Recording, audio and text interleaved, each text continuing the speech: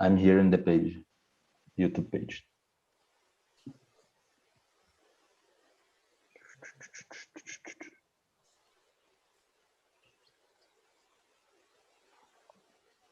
I'm here in the page, YouTube page. Oh. Tira o áudio do YouTube. Daí funciona, acho. No, but hey, we seem to be live streaming. So I'm good to go. Yeah, it's for Greg, no? It's said in Portuguese. Well, yes, pouco.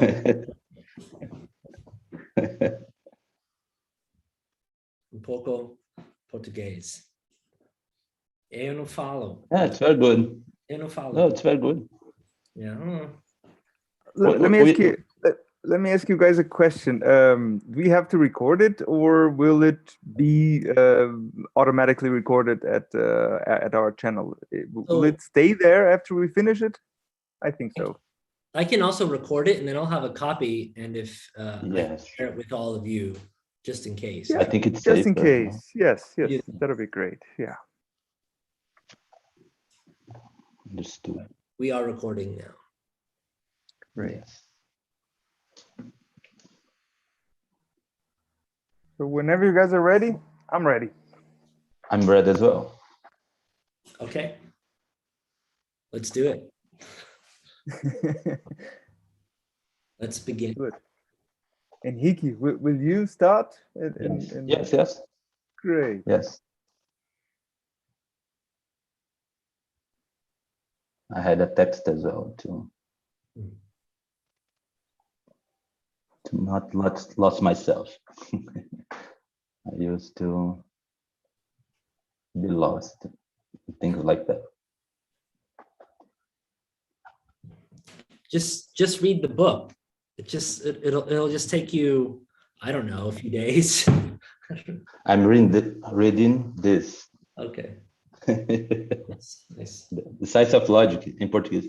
Yeah, very good. Michela helped to translate.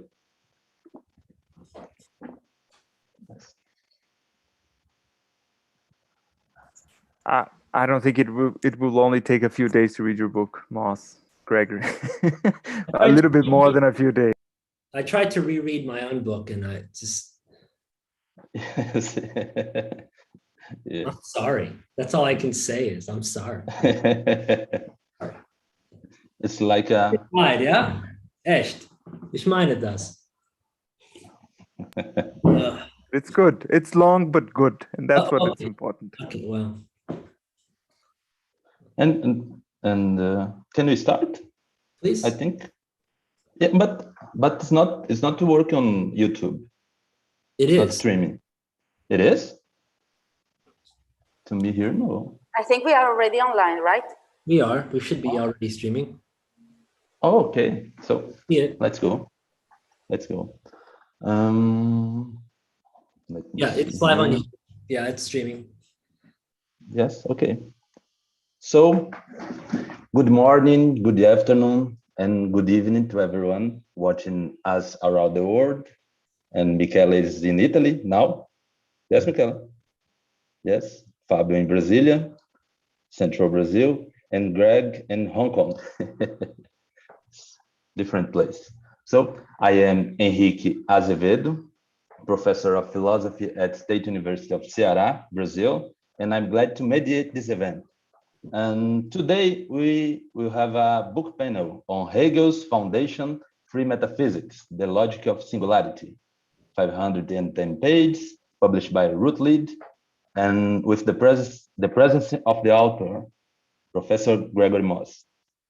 And this was supposed to be an in-person event at our biannual Brazilian post-graduation meeting, AMPOF.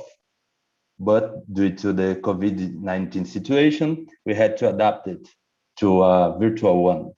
This book panel is supported by the Department of Philosophy of State University of Ceará. I should like to thank Eduardo Nobre Braga and Revista de Estudos Hegelianos. So I'd like to introduce our guests. First, the author, Gregory Moss, is assistant professor of philosophy at Chinese University of Hong Kong, a great and good university. I was there, and I have been there. He obtained his PhD in philosophy at the University of Georgia under distinguished professor Richard Dean Winfield. Is that correct? The name of him? Yes. Before taking his PhD in philosophy, he completed a Fulbright research fellowship on German idealism at the University of Bonn in Germany under Marcus Gabriel at the Internationale Zentrum für Philosophie. Professor Moss is mainly focused on systematic metaphysical and epistemological questions that stem from the post-Kantian German philosophical tradition. So thank you, Greg, for accepting our invitation. And we have two distinguished guests to discuss Professor Moss' book today, which I should like to thank in advance for accepting the invitation. And Michela Bordignon, it's correct, Bordignon? Yes? Okay, thank you. Is professor of philosophy at Federal University of ABC, Brazil, in São Bernardo do Campo. She obtained her PhD in philosophy at Università degli Studi di Padova in Italy under Professor Luca Illetterati. Yes, she is vice president of Hegel Work Group at Prof and member of Brazilian Hegel Society. Her research interests are focused on logic and metaphysics in classical German philosophy. And thank you, Michela, for accepting the invitation. I'm very glad to have you here. Thank you. And Fábio Nolasco is my friend, my closest friend, is professor of philosophy at National University of Brasília, here in Brazil. He obtained his PhD in philosophy at State University of Campinas under our greatest Hegelian philosopher, Marx Lutz Müller, and his research interests are focused on epistemology, history of modern and contemporary philosophy, and history of science. So thank you, Fábio, as well, to accept the invitation. And so we came to an agreement. According to it, Greg will make a 15-20 minutes overview of his book, and then Michela and Fábio will make some comments on this subject. So, Greg, we are very pleased. We are very pleased to have you here with us. The floor is yours. Thank you very much. Okay, thanks a lot. Obrigado. Yeah, Henry and Michela and Fábio.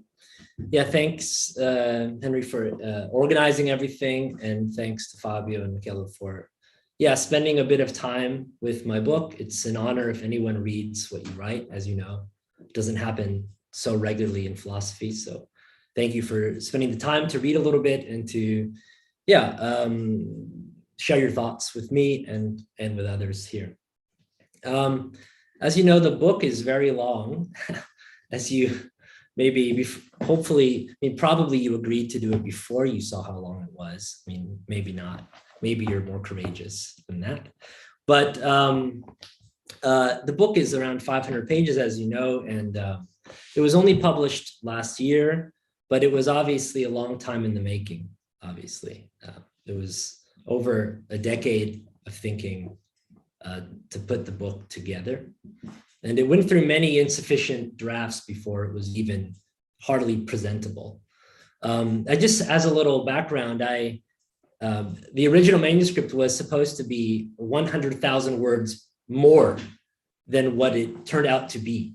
But the editors are smarter than me. And they said, look, kid, that's not going to work. So thank you to Routledge for actually making me cut out chapters on Schelling, and I had one on Derrida. And so, hopefully one day I'll find a home for those chapters, but it's taking a while to rework those as articles and to put them into dialogue with Hegel. So if you're a big Schelling person or Schellingian and feel like Schelling got shortchanged, I sympathize with you, and there'll be more forthcoming.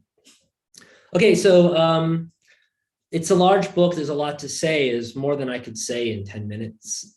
But for most of the people watching, anyone who watches probably are not going to read the book. And so the book panel hopefully will give people some ideas about what's going on in the book. So I do want to just give some of the important ideas that I try to talk about in the very general outline, in a at least anticipatory way. One of the big problems, of course, that the book is dealing with is what I've called the problem of the missing difference. Problem of the missing difference. And I think the easiest way to kind of unpack that problem is to think about the traditional way that we understand concepts. So a lot of the book is concerned with what a concept is. A lot of it is reflecting on that. And I spent a good bit of time talking about traditional ways the concept has been conceived. And one of the traditional features of the concept in the history of the Western tradition is the concept is usually thought of as a principle of universality rather than as a principle of differentiation. And what I mean by that is that the concept unifies the particulars that fall under it, but is not sufficient to differentiate the particulars that fall under it. Obviously, concepts are differentiating principles. The question is whether they are sufficient to differentiate the particulars that fall under it. And traditionally, we say, no, that isn't how we think about concepts. So the concept of a book tells you what all books have in common, but it does not differentiate the kinds of books from one another.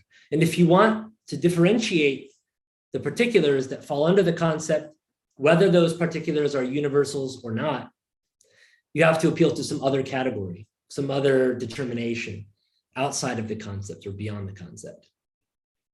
So I think traditionally, whether you're thinking about the concept as a genus, as a set, or as an abstraction, maybe there are others as well. I mean, that may not be exhaustive. Those are three that I consider, three that I think Hegel does talk about in the course of the Wissenschaft der Logik. You see this difference between universal and particular, this difference in the principles.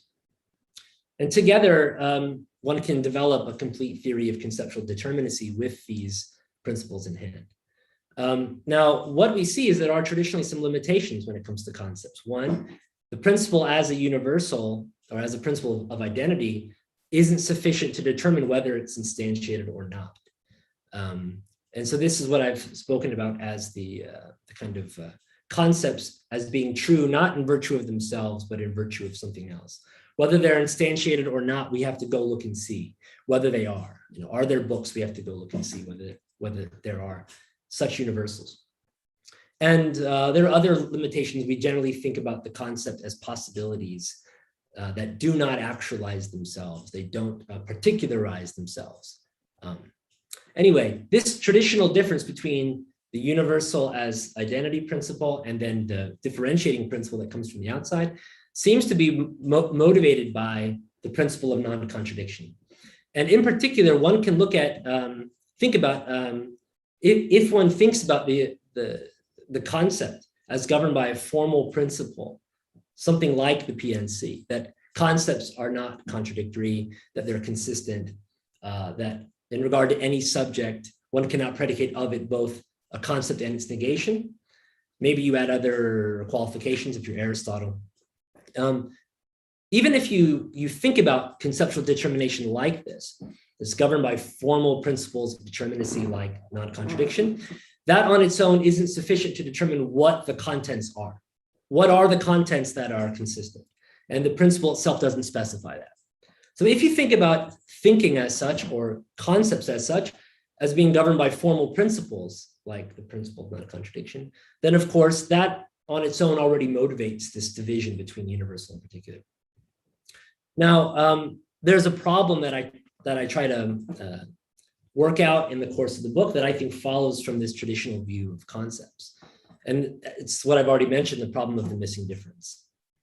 So when we take these traditional determinations of the concept and we think about the concept as such, we turn our attention not to this or that concept, but to what it is to be a concept. We come across the following problem. What is the origin of the difference? The origin of the differentiations within the domain of concepts as such. And the concept itself cannot be sufficient to differentiate the concepts because it's only a principle of unity. So then the question is, where does the principle of difference come from? It has to come from outside the class. But there are no concepts outside the class of all concepts. And so there is no conceptual principle outside the class of all concepts to which we could appeal to divide the class of concepts. And so this is what I call the problem of the missing difference. Namely that the domain of conceptuality as such ought to be undifferentiated. It ought to be empty. Because we can't find the principle of difference by appealing to the domain of concepts or by appealing beyond it. And so there really shouldn't be any concepts at all. But I think there are. There are some, and we use them all the time, and we think with concepts, et cetera, et cetera. So that's already a false result. But I think there's an even worse problem. The even worse problem is that we have to differentiate the class of concepts because there are concepts. So where are we going to look? We're going to have to appeal to some non-conceptual content or some trans-conceptual content and introduce it in order to differentiate the field of conceptuality. And this is generally, we could say, we have to appeal to some given non-conceptual content. This could be nature. This could be, say, inner experience, outer experience. It depends on who you want to ask, right? Modern empiricism has a whole story about the selecting of particulars, the preserving of them in memory, forming of class concepts, et cetera, et cetera, et cetera. Right? So this, of course, though, is actually, it seems, it's a contradiction because what you're trying to do is you're trying to say what the particular concepts are. You're trying to specify the specific conceptual content of this and that concept. And you're doing it by appealing to what is not conceptual. This is what I've called the problem of absolute empiricism, but I guess I could have called it something else. I think psychologism in the history of logic falls in this category, but arguably there are other ways of identifying the concept with non-conceptual content that aren't necessarily the same as psychologism. So in the past, I just called it psychologism, but I think there are other ways of importing non-conceptual content to fill out the field of conceptual determinacy. Anyway, so those are a couple problems. I don't want to go into the others because it would take me too long. It's already been 10 minutes. So we have a couple problems. There are a few others that I talk about. And this problem, these problems of trying to establish the determinacy of concepts doesn't just affect theory of concepts, it seems to me, but it also affects our capacity to make true claims about what is, and in fact affects our the very possibility, or it has implications for the very possibility of ontological determinacy, as well as epistemic determinacy in general. So when we make kind of following Hegel's idea that truth is a kind of self-correspondence, when I try to correspond my concepts to their objects, it seems that what makes this possible in part is that the object itself has conceptual determinacy, that the object itself has a form in common with the concept that would allow the concept to correspond to the object, that there is something in the object that corresponds to the concept, seems to enable this kind of correspondence. So to me, it seems like, and again, this is really fast, okay, we have 5 minutes. We have to say a lot more than this, obviously. Read the book for the whole thing, you know. But the problems that affect conceptual determinacy affect also epistemic determinacy in general, and also ontological determinacy, right? If what we're knowing, if the object of knowing is being, this affects the possibility of differentiating being. If the object of knowing is the object of experience, the problem of conceptual determinacy affects or has implications for the possibility of determinacy in the field of experience. You get the idea. So one of the problems that I talk about in the book is the problem of nihilism. What I mean by that isn't like moral nihilism, although that's an interesting idea. We could talk about that too. But what I mean is that the problem of the missing difference seems to make the world itself disappear. If what we're trying to know are things themselves, which I think that's something Hegel's interested in. The problem of the disappearance of conceptual content, insofar as it maps onto the world, affects the very possibility of there being any determinate being at all. So if all conceptual determinacies disappear, on my reading, that means that all determinacies of being disappear, that there are no determinate beings at all, that in fact, nothing is.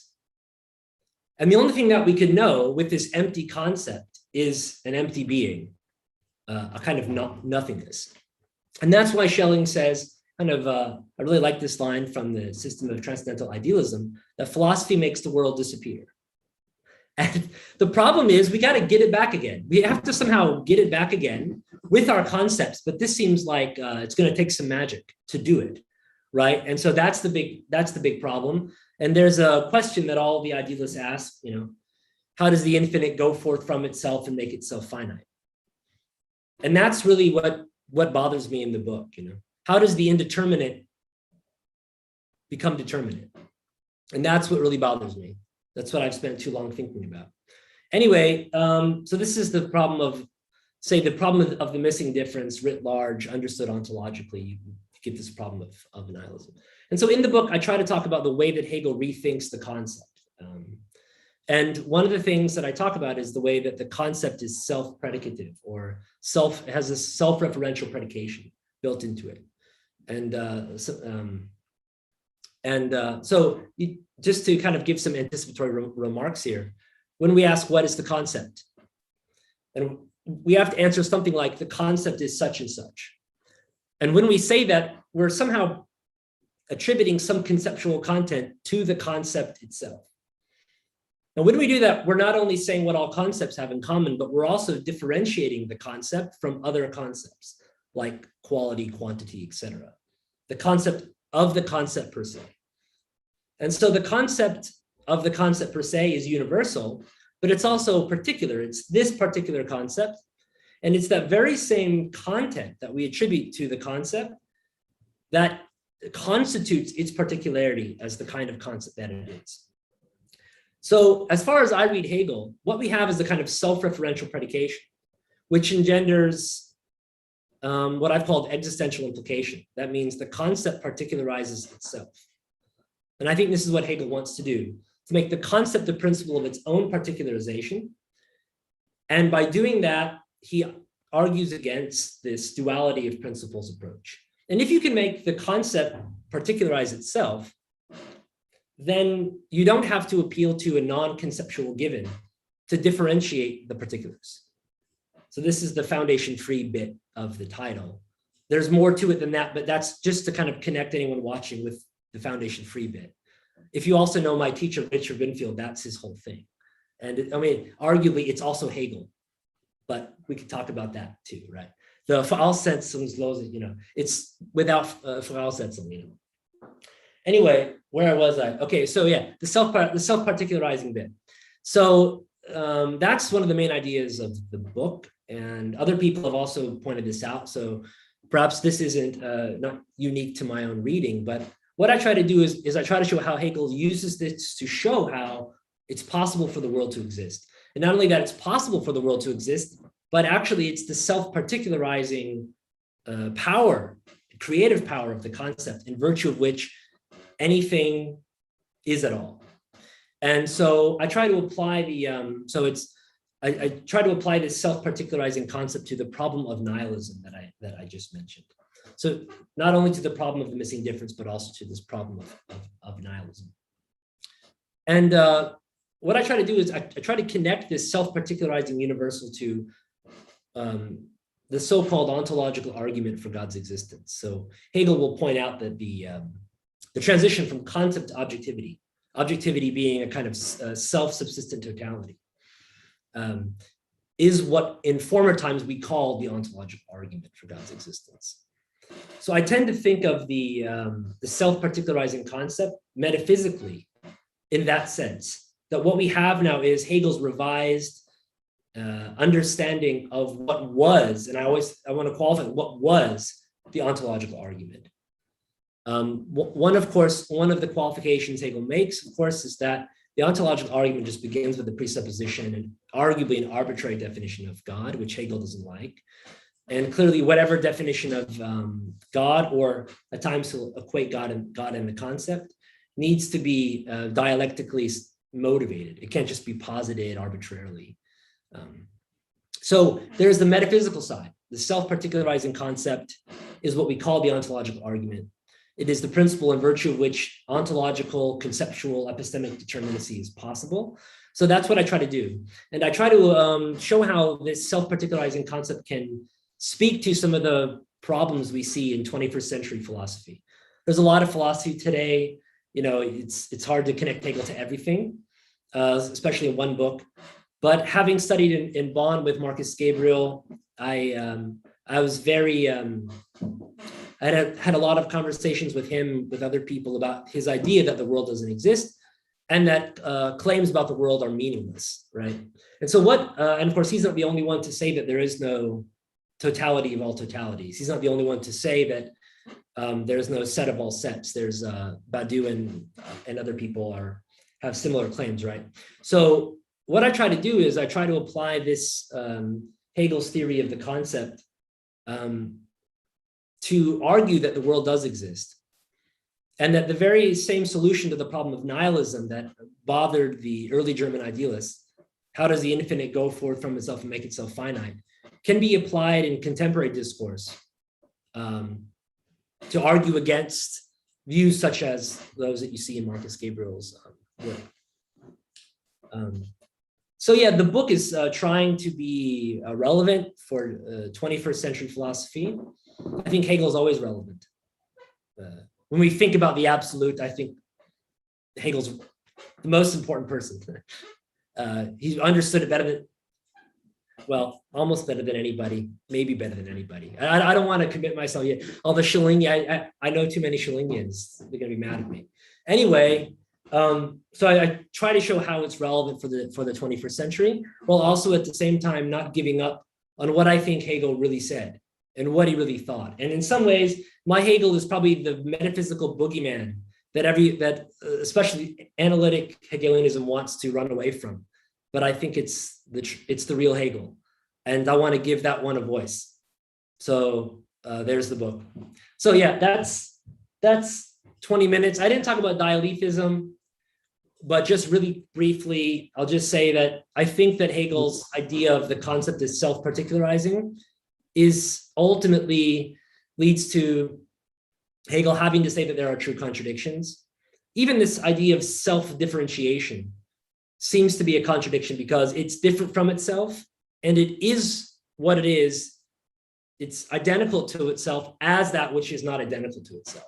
So it seems to me that we can't escape the fact of true contradiction in Hegel, and that Hegel's solution to these problems of nihilism, and also maybe in an anachronistic way, the problem of the existence of the world, leads us to engage with questions about dialethism. And so there's also some engagements with Grand Priest in the book and some of his ideas there too. And Michela's as well. So yeah, sorry, that was 20 minutes. I didn't go over. That's the whole book. That's all 500 pages. Thank you very much, Greg. Thank you very much. I like passionate people. You are one. So I think, Michela, the floor is yours. Okay. Henrique, thank you for the invitation. It's a great pleasure for me to participate in this book panel because I get the chance to know you. I get the chance to meet again my first Brazilian Hegelian friend, which is Fábio, and I have the great pleasure the great chance to discuss with Gregory because our research path in some way they cross, and I will talk about the dialetheism, Greg. So I think that some of the things that some of the idea that you hint to at the end of your talk, I think I will focus precisely on this point. But first of all, I want to try to explain what to be afraid of this book of more than 500 pages and why this book is worth to be read. Okay. Basically, when I saw the title of Greg's book, I thought First of all, that was the book that I want to write. But then I realized that it's much more than the book that I want to write. At the beginning, I thought that it was one of the many books on Hegel's logic, Hegel's dialectic. And obviously, I was expecting a great book, especially because of some issues that Greg approaches along the book that really crosses some of my main research interests, especially the relation between Hegel's dialectic and pre-dialetheism. And then I start reading the book. I start reading Hegel's Foundation Free Metaphysics, and I realized that I was wrong. I was wrong because Greg's book is a book about Hegel, of course, but it's much more than a book about Hegel. It is a book of metaphysics, contemporary metaphysics, basically. And it is a book of metaphysics that can be read from various perspectives. It can be presented as a book on the notion of the absolute, and so it tries to demonstrate the existence and the knowability of the absolute. I could tell you that it is a book on the notion of the concept, or it can be read as a book on the problem of universality, or it can be even presented as a book on the problem of the foundation of a metaphysics that in a certain way tries to overcome the limits of traditional metaphysics. So addressing these and many other problems, the nice thing is that Greg enters into dialogue with Hegel and with all the great names of the traditional Western thought. And he does that not only through a detailed and an insightful historical philosophical analysis. My impression is that Greg's aim is to place himself at the center of the contemporary debate in metaphysics and in the philosophy of logic. And he does that through this continuous interaction with the history of philosophy. And in this sense, I think that this book has two main merits which are particularly important for me. First one, this book totally radically undermines the classical distinction between a book on the history of philosophy and a book on philosophy. So on the one hand, Greg shows that his historical philosophical analysis is always moved by theoretical motivations. And this theoretical motivation as a core notion, the notion of the absolute, I think. And he shows how this analysis, this critical analysis of the various moments of the history of philosophy shows that it is necessary for us now, 2021, it's necessary to return now to deal to the problem of the absolute on the basis of contemporary concerns. On the other hand, this theoretical approach to the notion of the absolute is always constructed, articulated, developed through this continuous critical dialogue with the Western philosophical tradition. And so basically, Greg tries to make explicit a series of limits that are incorporated in a series of philosophical proposals of the great classics of the history of philosophy. And he developed this critical analysis on the basis of some determinate insight and some determinate conceptual tools which are provided by Hegel's logic. So first merit, undermining the distinction between history of philosophy and philosophy, which is an Hegelian merit, I think. It's a Hegelian inspiration. The second merit, which are particularly important, especially if I think of the Brazilian debate, Brazilian philosophical debate, but also this is a point that affects other debates. Also in Italy, we have a problem, we still have a problem with this distinction, this separation between continental philosophy and analytic philosophy. Greg's book radically undermines this distinction. So Greg's thesis on the absolute is basically articulated on the basis of Hegel's dialectic of the concept, but at the same time, the structure of this dialectic, of the dialectic of universality, particularity, and singularity, is a dialectic that casts doubt or questions the absolute validity of the principle of non-contradiction.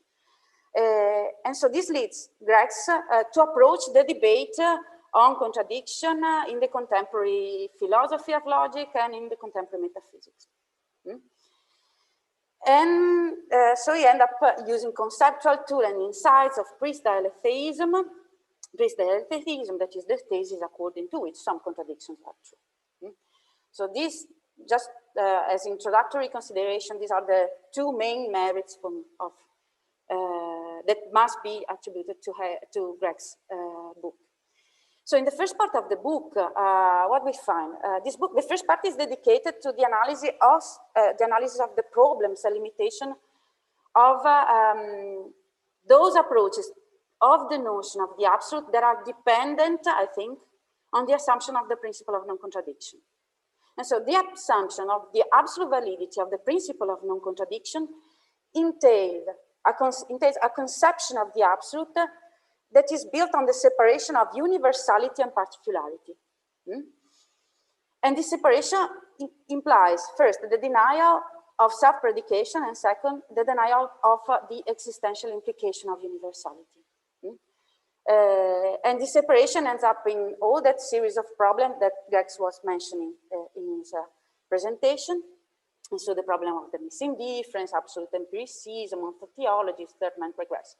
All these problems are analyzed in the first part of the book. And all these problems are analyzed as a problem that are sedimented, that are incorporated in a series of conceptions of the absolute of the great names of the history of Western philosophy.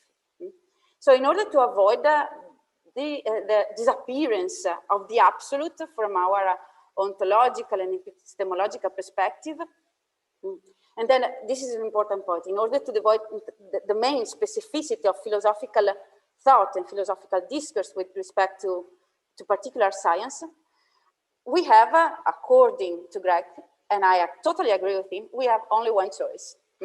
That is undermining the presupposition that gives rise to the finite conception of the absolute. And I want to quote page 241 when Greg says, and I quote, given that the principle of non-contradiction is the ultimate source of the relativity of truth, the only way the absolute can be and can't be known is by adopting absolute dialetheism, most simply. This means that the absolute can only be if it is contradictory. If the absolute exists, it is a true contradiction. If there are no true contradictions, then the absolute cannot be. Likewise, if the absolute is known, then there are true contradictions. Where there are no true contradictions, then the absolute could not be known. End of quote. So, Greg's strategy of making explicit the self-contradictory structure of the absolute as a necessary condition for accounting for the existence and knowability of the absolute is manifestly Hegelian in inspiration, I think. And it especially looks, of course, at Hegel's theory of the doctrine of the concept. So it is in this part of Hegel's logic that Hegel presents this self-predicative conception of universality, namely a conception of universality that has an existential implication. Simply said, in Hegelian terms, it is a conception of universality that is able to particularize itself. Hegel's universality is a Hegel's and Greg's universality is a universality that gives rise to its own particularization. And this is how Hegel can open up a logical and ontological space to think of this universality. How can he do that?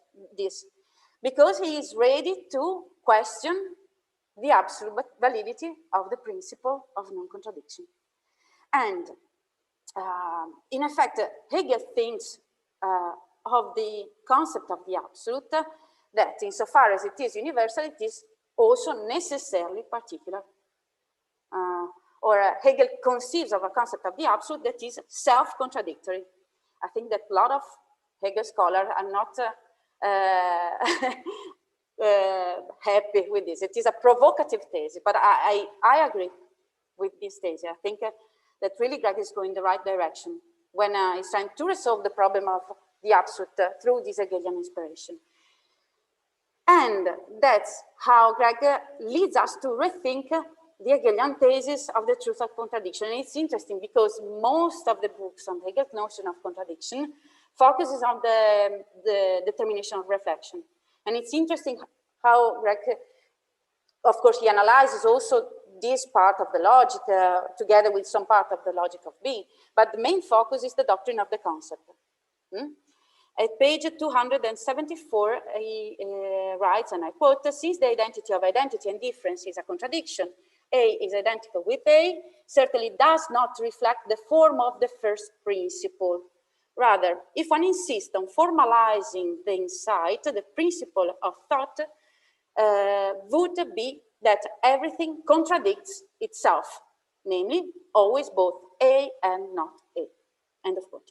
And in the following page, 275, he writes, and I quote, as Hegel makes explicitly clear, and I love that part, every concept is contradictory, although we have already shown that the concept of absolute difference engenders contradiction. For Hegel, contradiction is a category that applies to every concept in the logic, because each concept of the logic is a concept of the absolute. Contradiction applies to every concept. And then a few pages later, he refers to those interpretations of Hegel's dialectic that tries to get rid of the truth of contradiction. For example, Brandon's one. And in order to critically analyze this interpretation, to show the limits of this interpretation, Greg, you showed how the Aufhebung of contradiction implies both the concealing and the preservation of the contradiction, right? So you mentioned the example of the passage of the contradiction of becoming to a determinate being. So in determinate being, the contradiction of becoming is both concealed and preserved. So following this line of thought, you end up affirming that the contradiction that constitute the determinations of Hegel logic are at the same time true and false. And I quote the passage, rather than showing that contradictions are not true, it only generates new contradiction, even though it is the case that being, nothing, becoming resolve themselves into a consistent category, the inconsistency nonetheless remains preserved. Indeed, being is nothing must remain true despite the fact that it is concealed in the development of determinate being. For this reason, it is true and false. This is the meaning of dialectics as concealing and preserving. Concealed contradictions are also preserved since the developments do not happen in time. The truth and falsehood of the contradiction before and after its cancellation not only preserve the truth of contradiction, but grows them. End of quote. So I would like to ask you to tell us a little more about this point, because for me, it is still problematic to understand in what sense, in Hegel's logic, contradictions are true and false. Or my problem actually is more specific. I would like for me, it's still problematic to understand if we can say that Hegel's contradictions are true and false in the same sense of priest dialectei. This question implicitly contains another question, namely the very obvious question about what conception of truth Hegel has in mind when he affirms that there are true contradictions. And in the second part of the book, you actually talk about Hegel's conception of dialectical truth, of contradiction. So you talk about the truth of contradiction with respect to various places of the logical system. However, the problem for me is always the same one. Can we trace back Hegel's notion of truth, and more specifically, Hegel's conception of the truth of contradiction to Priest's notion of truth, and more specifically to Priest's notion of the truth of some contradiction?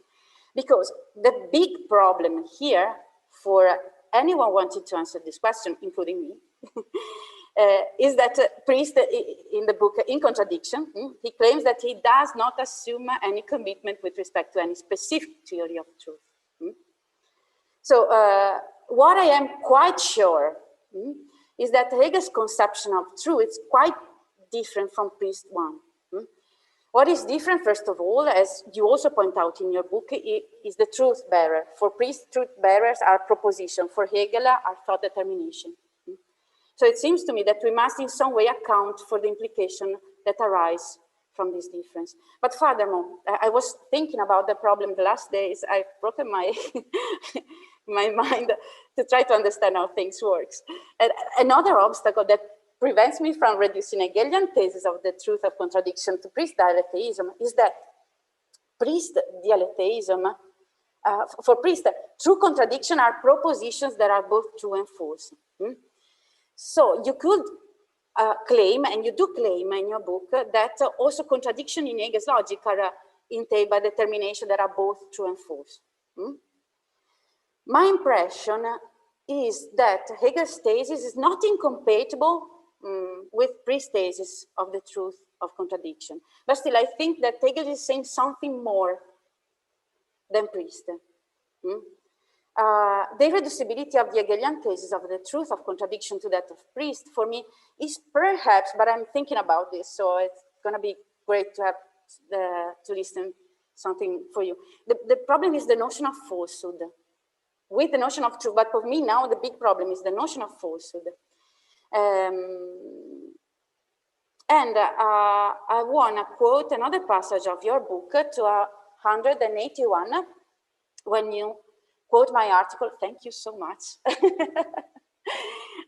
Although I agree that the absolute truth of the absolute idea and the truth of each determination are one and the same truth, it seems to me that denying falsehood to any logical content in the science of logic would be problematic. First, it is hard to see how there can be any true contradiction if no category in the logic is false, for falsehood is a condition for there to be contradiction. And I agree with you, but I agree with you only if we assume the semantic notion of contradiction. The problem is that we know that we have other conception of other perfectly valid definition of contradiction that does not require any reference to truth value. And then you go on, you say, I quoted, there can only be a true contradiction in Hegel's thought if there is falsehood too. And I have been thinking about this point, and I must say that I agree with you. Actually, there are false in the sense of limited, namely necessary but not sufficient way of accounting for the content of logical determination. But I could say something more, and I think that I'm going in your same direction. I could say that we could say that every category in Hegel's logic is false, since every category is a limited definition of the absolute, with the exception of the absolute itself. But then it is really important to make explicit what we mean by false in Hegel, and this is an interesting point because in the secondary literature we have a lot of books about the notion of truth in Hegel, but a systematic study on the notion of falsehood I think is still missing, and I always like to remind that Hegel in the phenomenology claims that the falsehood is not the devil. And then I go on with this passage, and you write, since Hegel is clear that there are true contradiction, falsehood as well as truth must be predicated on the logical determinations. Hegel himself proclaims that judgment is one-sided on account of its form and to that extent false. And here you underline an important point. Falsehood in Hegel means something like a limited, finite. But then it seems that my impression is that falsehood here is something different from the falsehood ascribed to contradiction by traditional philosophy and by Priest too, actually. Because in order to highlight the difference between Priest and Hegel's notion of falsity, I think that we just need to think of a little crucial detail. We just need to consider that for both Hegel and Priest, falsehood is, I think, interdefinable with negation. But Hegel and Priest works with the different conception of negation, a classical one in the case of Priest and a determinate negation in Hegel's dialectic. So they work with two different conceptions of falsehood. I have been thinking about your reading, and I think you're perfectly right. Hegel is a dialectist, I must admit that, but I want to say that my impression is that Hegel is a dialectic in two different senses. The first one, I think that Hegel would buy Priest dialectism within the perspective of the understanding. Okay. What I want to say that is that an Hegelian approach to contradiction would include Priest's proposal as the best option available when one is still trapped in the point of view of the understanding, or better, when one is going beyond the limits of the understanding and of the formal and abstract conception of the category. So when one is going beyond the limit of the understanding, one needs to think of the possibility to say that a proposition, a category, is both correct and incorrect, richtig and unrichtig, or true or false in the sense of Priest dialectic. So it is as Priest dialectism could perform the passage from the point of view of the understanding to the point of view of reason. But there is also another sense, I think, in which we can say that Hegel is a dialectist. And it is the dialectism of speculative thought. And I think that Hegel's theory of speculative thought is dialectist, but the dialectism of speculative thought says something more than Priest dialectism. Because Priest works with a conception of truth and falsehood that is closer, I think, to the notion of Richtigkeit and Unrichtigkeit than to the Hegelian notion of Wahrheit and Falschheit. So these were the main point about the relation between Hegel's dialectic and Priest dialectism. There are other questions that I would like to answer. I will briefly mention these points. There are very general points. I would like to hear something more about the self-contradictory structure of the absolute and its relation with the necessity for the absolute to self-alienate itself and to end up in the absolute contradiction, which is nature. So the relation between logic and nature and how this self-contradictory structure works. And you mention some points of the book, the explosion problem. Elena Ficara write interesting stuff about that. I would like to know something more about this point if we have time. And the last point, which is not something that really deal with your book, but I'm really curious because I know that you work not only, that's amazing, guys. These guys not only have a perfect, moves perfectly along the whole history of Western philosophy, but he works also with Eastern thought.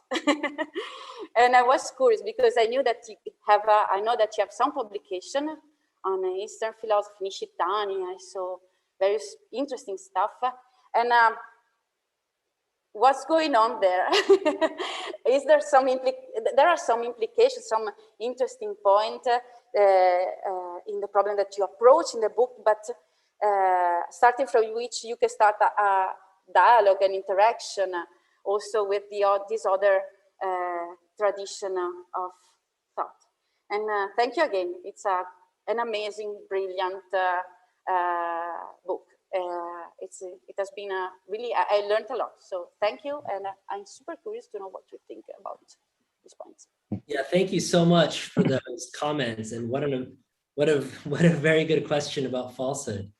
I was thinking about this too, actually, after I reread one of your articles, Contradiction or Not Contradiction, which I recommend everyone read.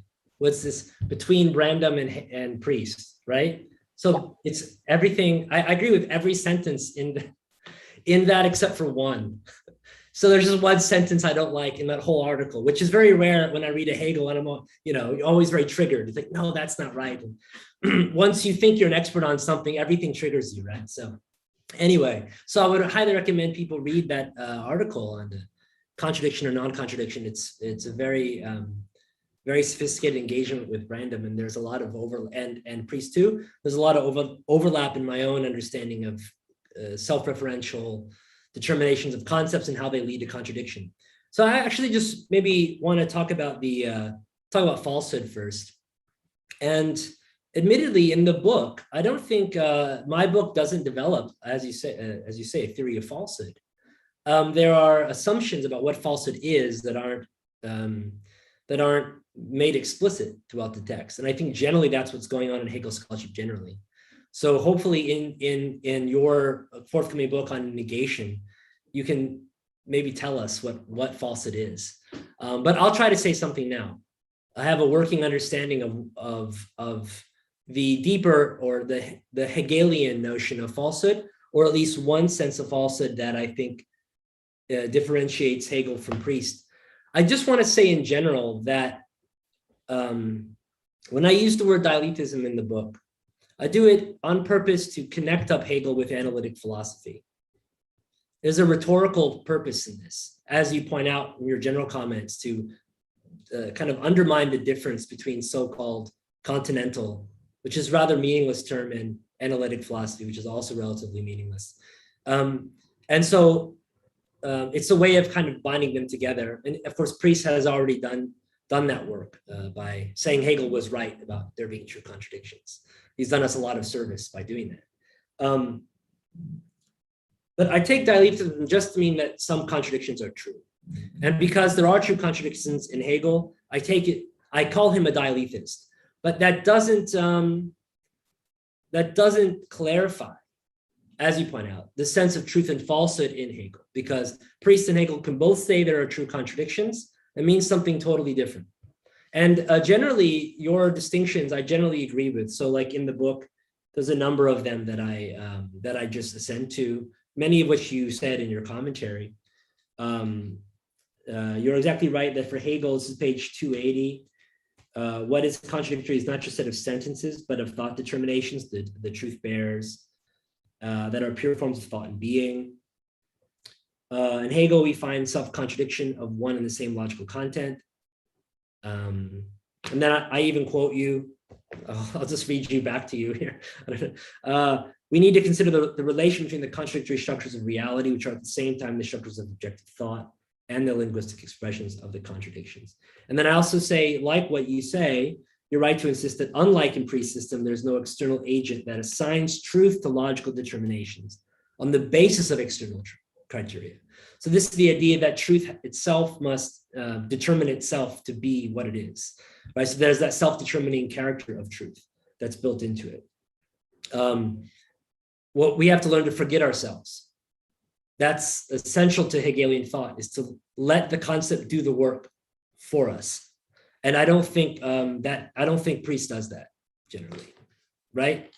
So there's so many differences. Actually, they begin to look radically incomparable, and they're just holding on by a thread that there are true contradictions. And as you said, it seems that perhaps the connection really there is in the understanding, something like a contradiction of the understanding. So let me say something more than this. So the reason why I can't really get away from saying that it seems that in Hegel, the true contradiction is inevitably involves falsehood is because I'm thinking about truth in part as a kind of self-correspondence, that there's a kind of correspondence of the concept with itself. And some people then would ask, well, then wait, how can there be true contradictions? Because aren't contradictions the kind of thing that are not corresponding with themselves? Rather, it's this self-externality. There's this self-negation going on. Isn't it actually contrary to the form of truth as such? Even though Elena Ficara in her recent book quotes Hegel saying a contradiction is the form of truth, and we know what Hegel says from his dissertation thesis, that contradiction is the principle of truth or the rule of truth. But I think there is a sense of falsehood as a kind of lack of self-correspondence. So one of the things, I've been thinking about this recently, and again, this is me thinking out loud, that when the concept is contradictory or contradicts itself, it is somehow not corresponding with itself. It is not itself. It is not itself. And so there is a kind of lack of self-correspondence there.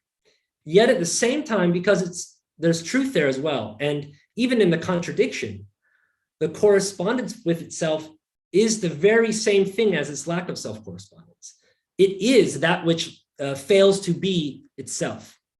And that's why truth and falsehood are both there and the same. So I've been thinking about falsehood as a lack of self-correspondence.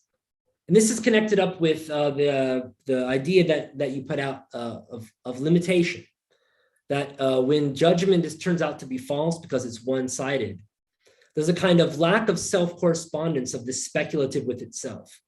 The speculative is not speculative, or the absolute is being is treated in a one-sided way. It's not corresponding with what it is. There's a kind of falsehood there. So I tend to think about the falsehood in terms of, or at least in the past few days, as a failure of self-correspondence, which seems to be built into the idea of the self-negation, the self-otherness.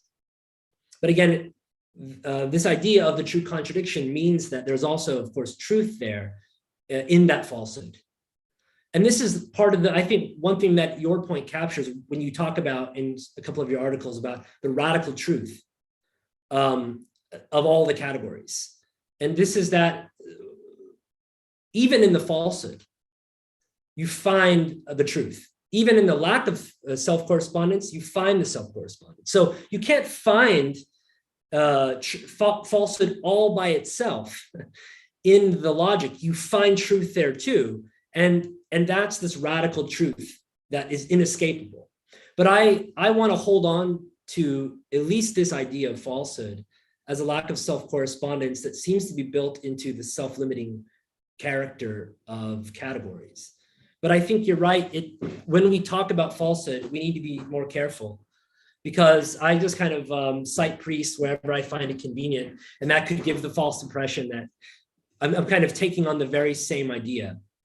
And generally, just to maybe back up a second, I take that it to be the case that there are many kinds of dialetheism, and that what's really important for us now in the 21st century, at least those of us who think there are true contradictions and want to push it, and I really want to push it, is, I think it's really important. In a way, everything depends on it.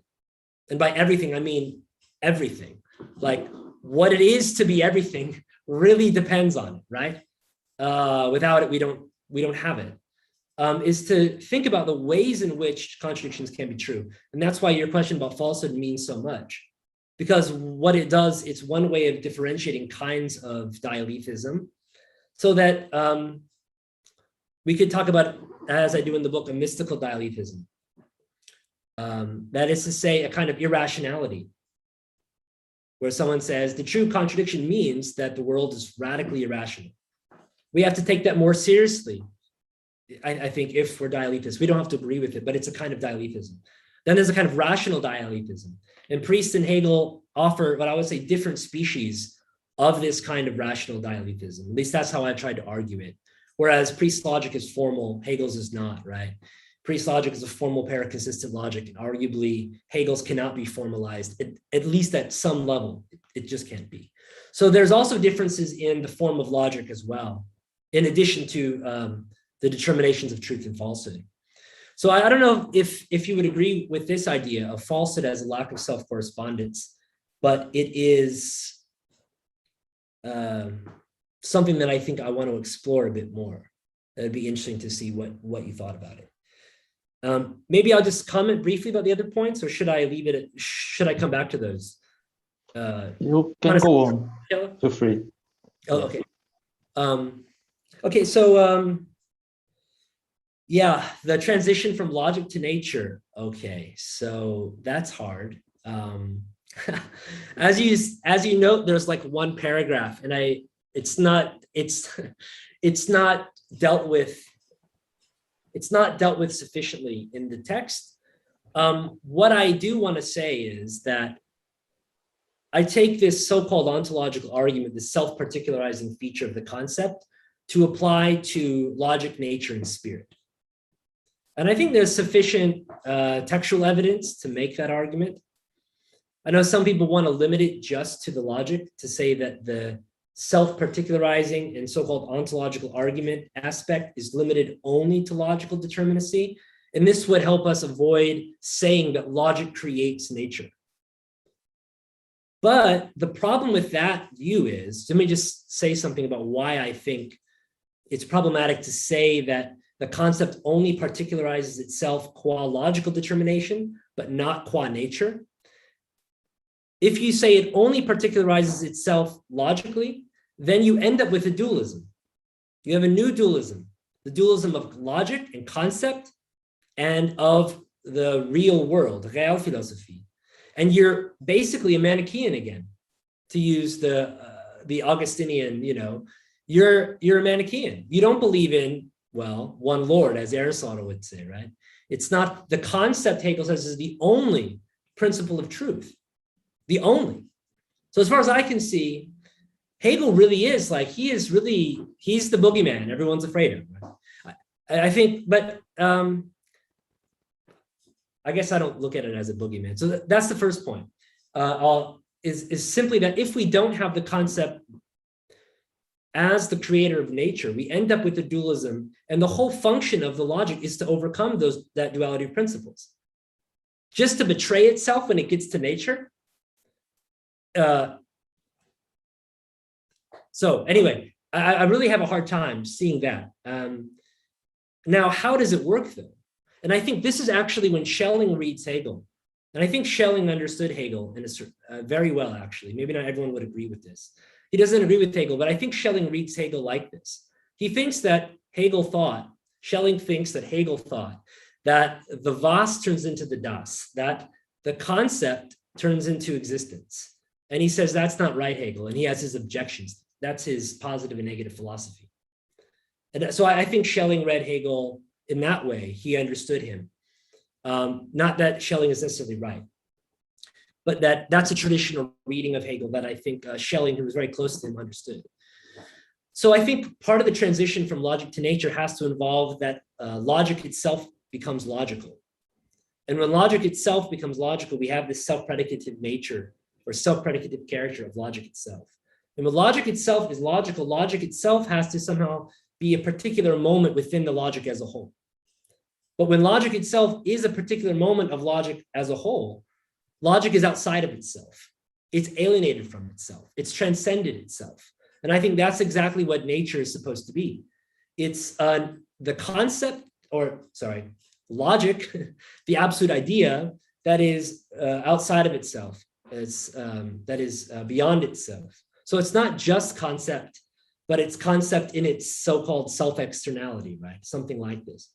And now it may seem way too quick, and it probably is to say, okay, logic is logical, therefore nature exists. And so there is something bothersome about this transition from logic to nature. I mean, it does bother me. I haven't written on it on purpose. I haven't written an article on it, but I think it is a problem to say that nature is somehow independent of the self-particularizing power of the concept.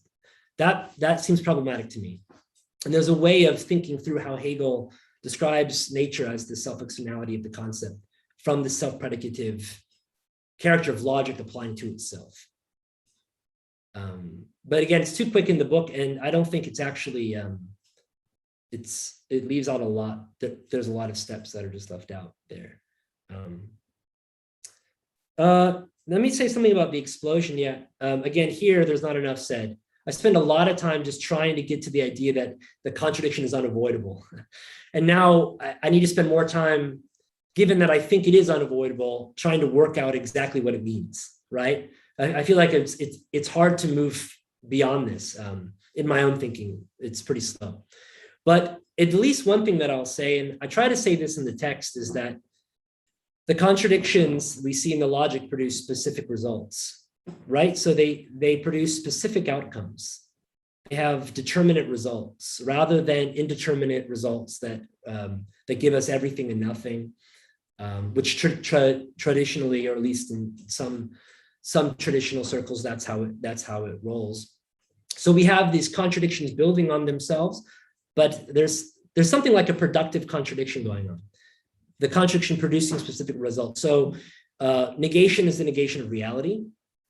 And reality itself is the negation of negation. We say negation is what other than negation. You have this unity of reality and negation, and unity of reality and negation in reality. And then we could see how something as a unity of reality and negation on the side of reality, et cetera, et cetera. You get these very specific results. So you have something that comes from the contradiction of reality and negation. You have determinate being coming from being and nothing. You have contradiction coming from identity and difference. You have all these determinations that are coming out of specific contradictions. But I think more has to be said about that. I think you're actually giving a paper in our forthcoming Hegel series, right? On Hegel and dialecticism on this, I think, right? Yeah, exactly. So here I just, I will try. I've still not solved the problem. That's why I was asking. Oh, okay, well, yeah, so, yeah, not to solve the problem, but just to say somehow, we have to say Hegel, I think, rejects explosion, and that the dialectical progression only works if it isn't the case. And what we get from specific contradictions are specific results. And I think the dialectical procedure has to work like that. Now, is there a rule for specifying how that works? Can that be formalized? Now, Hegel says that logic can't be formalized. So is it impossible to give a formula for the negation of explosion in Hegel? Maybe.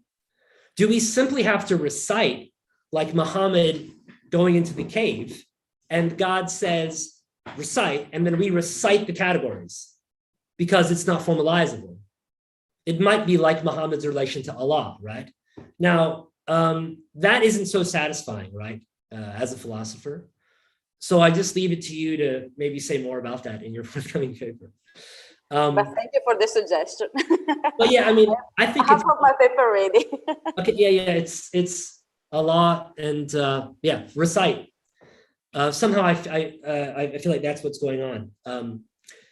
And then finally, I'm so glad you asked me about the non-Western philosophy, because the book doesn't, I don't think it cites anyone. I think I've just kept it in the West here. Did I cite anybody who wasn't a Western thinker in the book? Wasn't there something at the end of the book? Ibn al-Arabi. I count Ibn al-Arabi as a Western thinker, but let's see. I guess my West is a bit maybe different from other people's West. Wait. Maybe Nishitani shows up. Oh, well, Nagarjuna is there. Nagarjuna is there. Ah, yep, yeah. And Nishitani is there too. Okay, so let me just say something for any of the Hegelians watching. The Kyoto School is a dialectic school. The Kyoto School is a 20th century Japanese philosophical school that is a dialectic school. Now, they would never use the word dialecticism. That's an anachronism. Okay, let's get rid of the term if that triggers people. There are true contradictions in Kyoto School. If you read Nishitani, if you read Nishida, if you read Tanabe, if you read Ueda, these are four, I would say, very important philosophers in 20th century Japanese philosophy. Nishida Kitaro is the founder of the Kyoto School. And he basically came of age in the Meiji Restoration. This is this area, this time of hyper modernization, Westernization in Japan. And he integrates not only Zen Buddhism and Western philosophy, but he more or less integrates Hegel with Eastern traditions.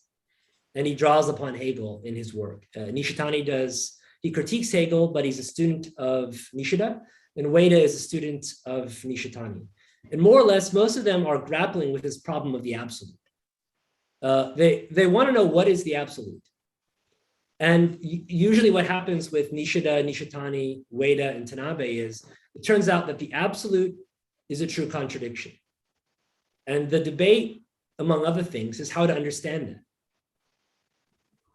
Now, I don't read Japanese, so I'm still very much on the outside. I have some colleagues who do, and I That good thing about being here in Hong Kong is I have, you know, face-to-face access to people who do read Japanese.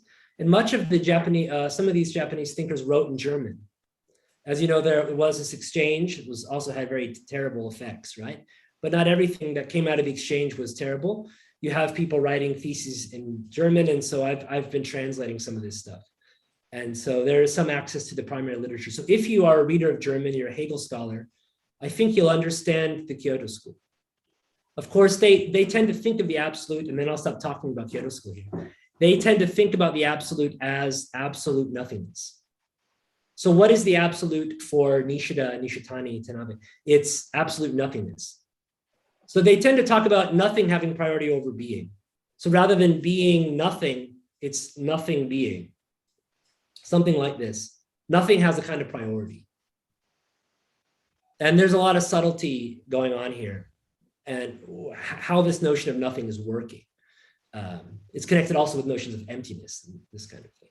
So I have a very strong interest in Kyoto School because they do, as you can kind of see, there's a lot of overlap with my own interest in the absolute and contradiction, but also they drew on Hegel and they cite Hegel regularly. Nishida cites Hegel regularly. He says, yes, being is nothing, that's true. And then he goes on, you know.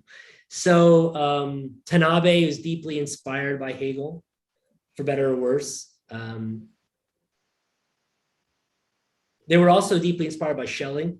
Nishitani translated some of the Inquiry into Human Freedom into Japanese. So also it's there's a lot of interest for people interested in Schelling. The Kyoto School is an amazing tradition. So I just want to plug that. I just want to mention that Fábio, supervisor, Marcus Miller, was a great Hegelian scholar, but he was also working in a research group on Eastern philosophy. Maybe Fábio will mention, he knows more about that. Wow. He can happen. Sorry. Yeah, so thanks a lot. And that's all I have to say to all your questions. They're excellent questions, and they're all quite open-ended still, I think, right? So excellent answer, and I think we will have, I hope we will have other opportunities to talk. That's the seminar that you are organizing, and it's a great, a great event. Will be. Thank you. Thank you, Michela. Thank you for your comments. Very good comments, very deep comments. And I would like to call Fábio to talk his impressions about Greg's book. Okay, so Fábio, the floor is yours. Thank you, Henrique. Well, first of all, I'd like to say that it is an immense pleasure and a satisfaction to be here with you guys discussing Greg's book. In a sense, for me, I feel myself overwhelmed by this task of discussing this book because, first of all, Greg's book is the first book of the Anglophonic tradition that I read. You know, it's very sad to acknowledge this ignorance, but for many reasons, I had to concentrate myself on other literatures. I had to learn German in this way, so I had to, yeah. But the point is, the way I see it, what we have in our hands, Greg's book, and also together with Michela's book on contradictions, I think we have two, at least from the universe that I know, we have two very important patterns of discussion or paradigms for the discussion of the concept of contradiction in Hegel, in Greg's book and in Michela's book. And what I will here discuss with you guys is very little things. You know, I don't feel myself capable of putting the same questions or such good questions as Michela did. So I'm not an expert on the theme, but I will just try to touch on some questions. But yeah, I would just like to repeat. Yeah, these two books, Michela's book and your book, they furnish the student of Hegel and of the Hegelian and German tradition two balizas, as we say in Portuguese, two points of orientation, which should be really taken seriously by all of students and Hegel scholars. And I think you two were very successful in bringing forth these problematics. Well, before I start with my whatever I have to say, I would like to touch on this theme of Eastern philosophical thought. And yes, Markus Müller, my sadly recently deceased supervisor, he also worked with contradiction.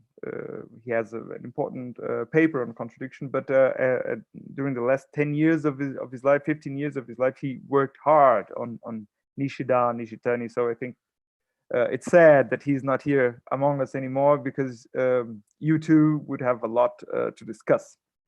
But well, taking that aside, I'm going to just try to read what I have,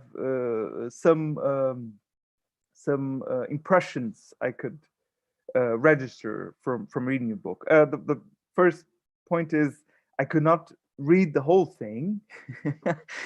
It's a great book, and really I'm teaching a course in metaphysics, so there were moments where I had to stop reading your book and really prepare my classes on your book, because it really helps. I mean, you have a tool for the teacher and for the student here, because you discussed this Knotenpunkte, this nodal points, the nodal points of metaphysical discussion in Western thought, and it really helps, and it's really well done. And I would just like to say that it's a great book. At least, I'll just read whatever I have here. So, the first chapters of the logic of concept. Wait a minute, I have to minimize this. The first chapters of the logic of concept, precisely the part where Hegel sets out to unlock and explain the inner core of the syllogistic machinery of his method, are no doubt historically one of the most avoided passages of Hegelian philosophy. Very few were able to make much sense out of the syncopated rhythm of the text. Postmodern philosophers, on their turn, were able to find in these chapters the revelation of Hegel's pretense logical automatism, and the very proof that for Hegel, the negation of negation proceeds independent of its actual content. It was, however, only in the last 3 or 4 decades that these difficult passages of Hegel's logic even started to be carefully studied and mapped out. Well, Maas's contribution to this newly inaugurated field of research is immense, and I'm not exaggerating it. Really, yes, I'm not I don't know a lot of the Anglophonic productions of the last years, but to my understanding, what you have here is ground-breaking work. So why is this contribution so immense? At first, because Maas introduces the question at hand, namely the radical critique of traditional truth logic from Plato and Aristotle to Kant. And he does that, he introduces this question with an extremely well-elaborated historical contextualization. In order to sketch the character of Hegel's proposed joint venture between metaphysics and logic, Maas starts out from a sharp characterization of the ontological and epistemological meaning of metaphysics in Plato and Aristotle, and upon this background, he introduces the reader to the different meanings given to intellectual intuition and metaphysics by Kant, Fichte, Jacobi, and Schelling. And I must say it is done, it's very well done. I mean, when Greg differentiates this history, so when he follows the history of intellectual intuition in Kant, Fichte, Schelling, and also Jacobi on the way, it really helps to understand what is going on there. So it is really well done. And on this path, we come to learn that these attempts by Kant, Fichte, Schelling, Jacobi maybe all have failed in the task of presenting or even resolving the question of absolute knowing. Maas further elucidates this failure, in aspas, how do you say that? Well, it doesn't mean, failure He elucidates this failure first by means of the also incredibly sharp treatment of Plotinus, Plotinus's mystical deciphering of the monistic logic of creation, and then by means of an analysis of Kant's, Plato's, and Aristotle's models for a duality of principles. It seems much, Kant, Aristotle, Schelling, Jacobi, Plotinus, it seems much, and it is. But this was only the introduction, which also deals with important extreme positions such as Occam and Heidegger. So by means of this long and incredibly well knitted introduction, Mauss makes us understand his claims. He makes us understand how the truth of contradictions makes us see the history of philosophy with other eyes, from another perspective. And this is very interesting. This historical introduction has a very definite function to the construction of the text. And then at the end of page 136, Mauss is now ready to actually begin to unravel or help us recollect what lies behind the core of Hegel's conceptual or subjective logic. And I quote page 136 at the end of the page: "The critique of the logic of the concept that follows does not just concern formal logic, but is much broader, for it concerns classical logic of truth as well, including Kant's transcendental logic and Aristotle's syllogism of form, in which the middle term connotes the what is to be of the thing." End of quotation. Yes, for a long period of time, Hegel's prophetic critique of formal logic was regarded as nothing less than an ode to regression in terms of logical and philosophical research.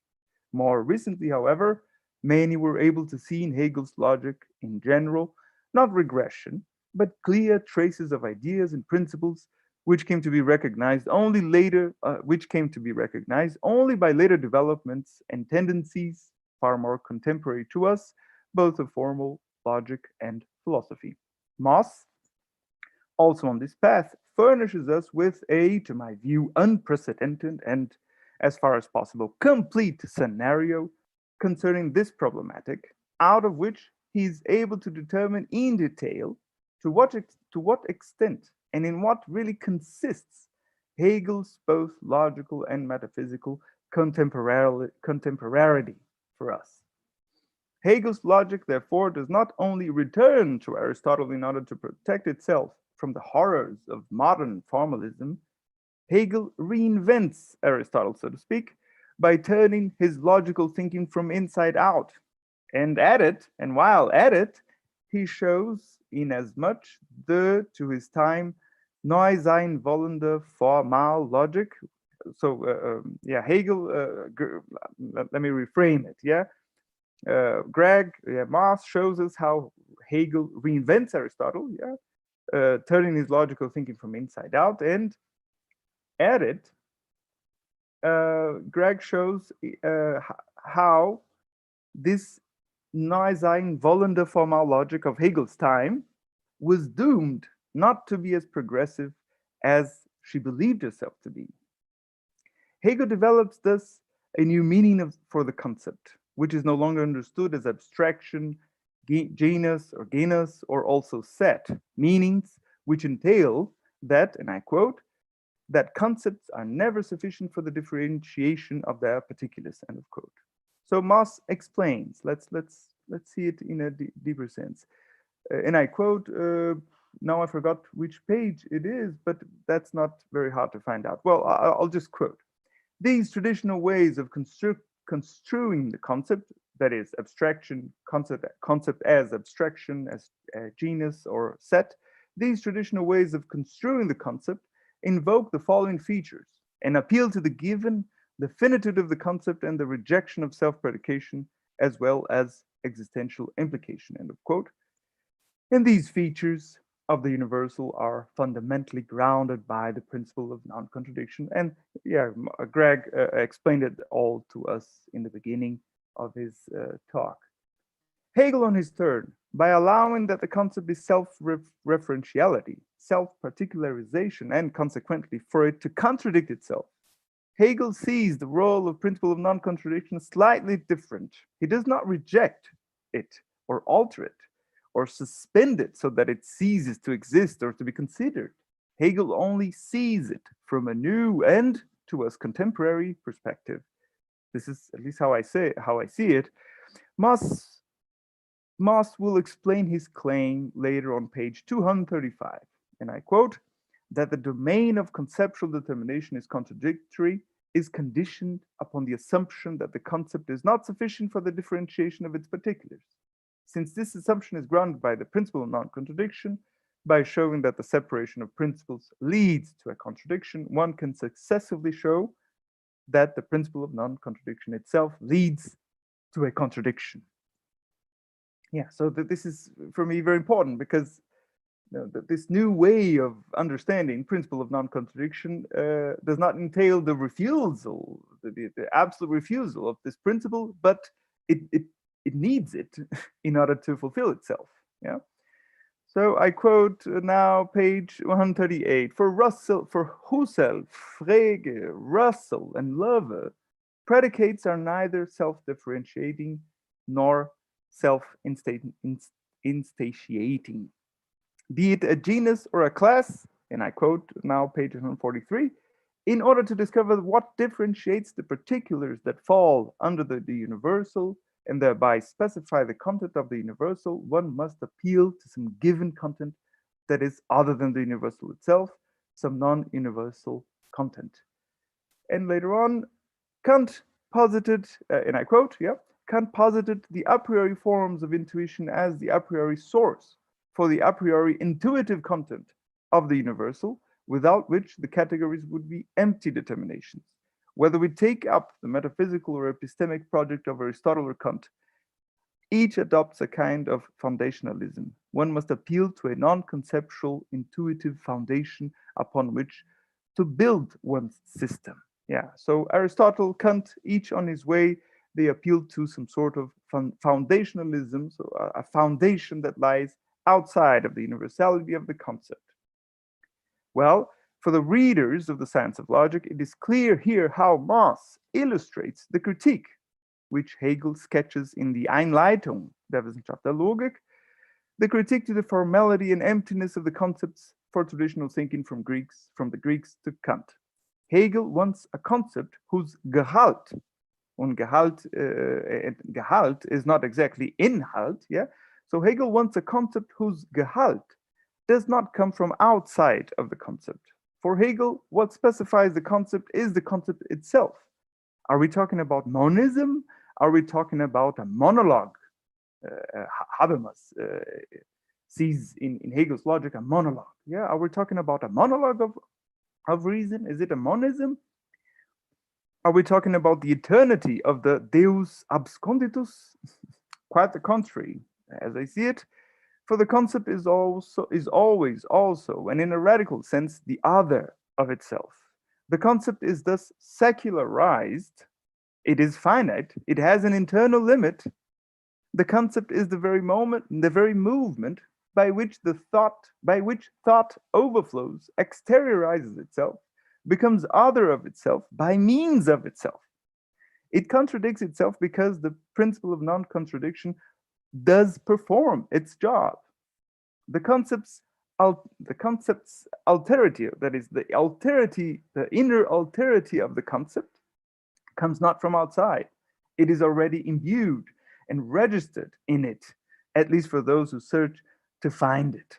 And in this point, I make a short parenthesis about this question of how the logic, how the concept goes outside of the logic into nature. Yeah, the question that Michela asked Greg, I was going to ask the same question. But when we realize that the concept is already this self-exteriorization of itself, we see that nature somehow is already within logic. So when we talk about the absolute idea going out of itself into nature, this can somehow appear as a metaphorical expression, since this exterior of the concept is already within logic. And this is very interesting because Trendlenburg, when he criticizes Hegel's logic, he says, what kind of pure logic is this? A logic that treats of attraction, repulsion, a logic that treats of mechanism, chemism. What kind of pure logic is this? So Trendlenburg failed to understand how Hegel's definition of the concept already entails this inner alterity of the concept, and therefore he couldn't understand what purity or logical purity or the purity of pure thinking for Hegel was. No, so he had actually I don't see how Trendlenburg had a minimal understanding of Hegel's logic. You know, when someone poses this question, I don't see that this person has really tried to read what was there. Well, end of parenthesis. Let's go on before I take too much the time. For Hegel, the concept is both the presupposition and the result of traditional foundationalism, but the concept is not exhausted within it. The concept is, as Greg puts it, foundation free. And I quote page 148, given that the truth logics of Aristotle and Kant are contingent upon the separation of the principles of universality and particularity, their truth logics are ultimately relative truth logics. Yeah, and that's something that Greg is fighting against, this relativity. Yeah. Now, an important point, which also is related to this question of the self-exteriorization of the concept in nature. Moss mentions in page 149 that self-predication entails existential implication. Here we reach the ontological argument for the existence of God. Against both Kant and Mendelssohn, which should not be forgotten, Hegel reinvents this argument. The absolute idea is causa sui, but it does not immediately overflows itself out into nature. It needs a decision, sich selbst zu entlassen. The self-reference of the idea indeed entails existence, but not without this decision. And this is important for me because it really illuminates the aspect of foundation-free metaphysics. Also, if it doesn't have a foundation, it is unconditioned. If it is unconditioned, it is free. So I think this aspect of this decision, which leads the idea to recognize itself in nature, is very important and a point which would do good to Greg's book. And this aspect of this decisional aspect, so to speak, this is something that Hegel learned from the critique Leibniz directed against Spinoza's fatalism, or as Leibniz called it in the Theodicy, Spinoza's fatum mahometanum. It's a very strange, not strange, but problematic nomenclature, so to speak. Let's come to an end. It's already 20 minutes. I'm sorry, 5 minutes more than I should, but I'm coming to the end. The absolute idea is not therefore directly found in the existing objects, be it in the objects of the Historia Naturalis or the objects of the Weltgeschichte.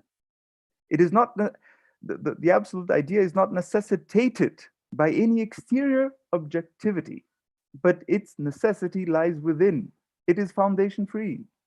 Hegel secularizes the concept, but not at all as Locke tried on his turn to materialize the universals in his, as Hegel calls it, natural logic. We're not dealing with a naturalization of logic, but the other way around.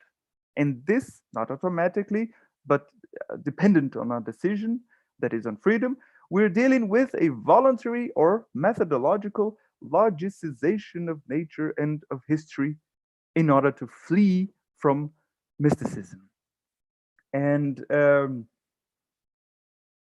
this point of mysticism is very important for me. Greg mentioned that he was also going to write that he wrote a chapter on Derrida, and I would like to hear him speak a little bit more about this mysticism, if he has postmodern philosophy in mind or anything of the sort. So just to finish, are we speaking about a subjective individual decision, or rather about the decision to comprehend that which is as it ought to be comprehended? Let us take the example so dear to Mauss of absolute singularity.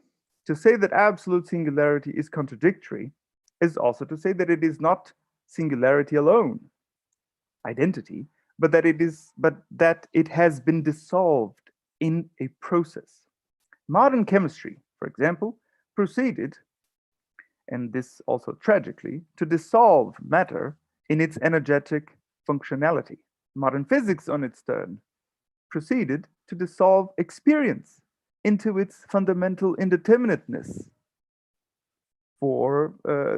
Because the electron may very well be a particle and a wave. So we see this contradiction functioning in modern chemistry and in modern physics, quantum physics. Yeah, some will infer from this that the very ground of things is thus contradictory.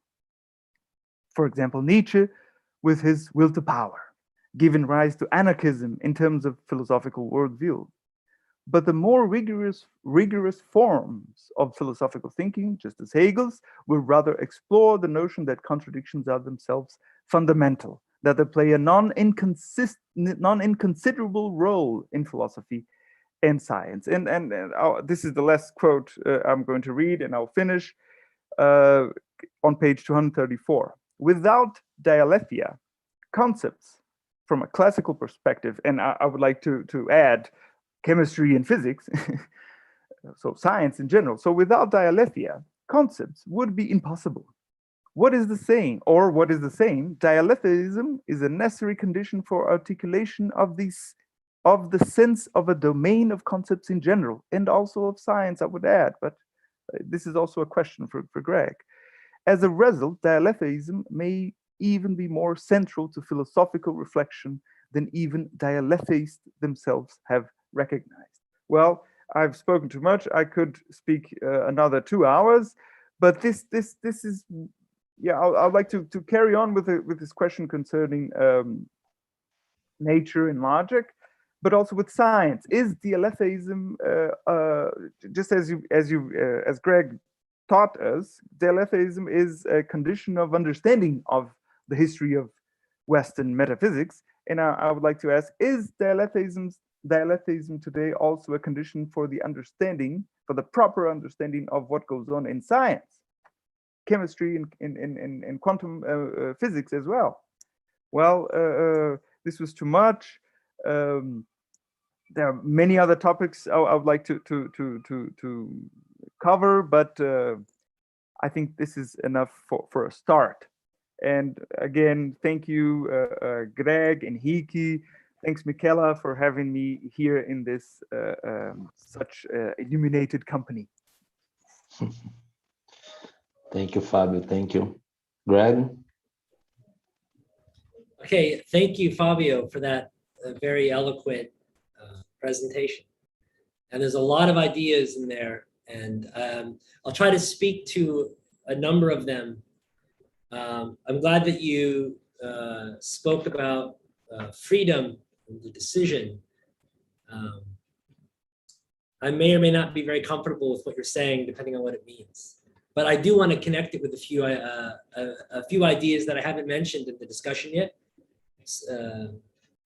The idea of freedom in particular. The absolute or the science of logic is a logic of freedom. Yeah, your comments about the principle of non-contradiction doing its job.